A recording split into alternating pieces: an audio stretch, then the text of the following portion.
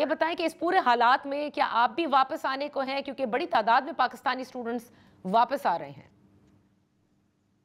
Ji, of course हम भी वापस आना चाहते हैं क्योंकि हुकूमत जो कह रही है या जो हमारे इन्वेस्टर कह रहे हैं, वो बिल्कुल झूठ बोल रहे हैं। अभी 15 मिनट पहले इन लोगों ने जाके एक हॉस्टल पे दो धावा बोला है, ठीक है। रात भी ये स्टूडेंट्स को मारते रहे हैं, रात भी ये जत्थे निकलते रहे हैं, निकल के मारते रहे हैं। इसमें कोई भी सच नहीं है कि मामलात हमारे कंट्रोल में हैं।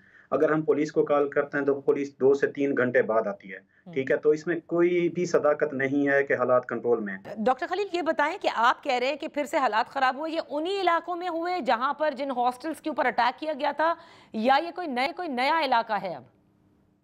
जी, मैं आपको बता रहा था, ये चीज़ें आपको क्लियर कर दूँ कि मैंने जिस तरह आपको बताया कि सबसे पहले तो उन लोगों ने उन हॉस्टल्स पे अटैक किया था जो यूनिवर्सिटीज़ के साथ मुत्तसिल थे, ठीक। जो यूनिवर्सिटी के एरिया के अंदर थे, हम्म। ठीक है?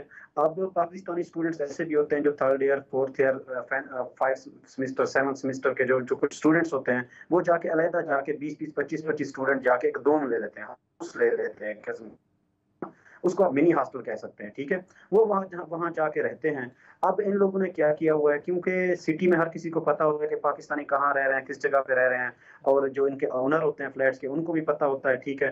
तो अब उन लोगों ने क्या किया, रात से उन लोगों ने उन जगहों पे अटैक करना शुरू कर दिया, जहाँ पे 20-20, 25-25 या 15-15 पाकिस्तानी रहते हैं। तो अच्छा। अभी भी कोई इनकी गवर्नमेंट कुछ नहीं कर रही है, ना हमारे पाकिस्तानी इन्वेस्टर लोग हाँ, वो इन्वेस्टर लोग अपनी तरफ से कह रहे हों, लेकिन इन लोगों ने अभी भी सोशल मीडिया पे इनकी वाइब्स आ रही हैं, सोशल मीडिया पे ये कह रहे हैं कि हम सबको निकालेंगे, मारेंगे, ठीक है? लेकिन इसमें मैं इस बात पे हैरान हूँ कि हमारी गवर्नमेंट कर क्या रही है?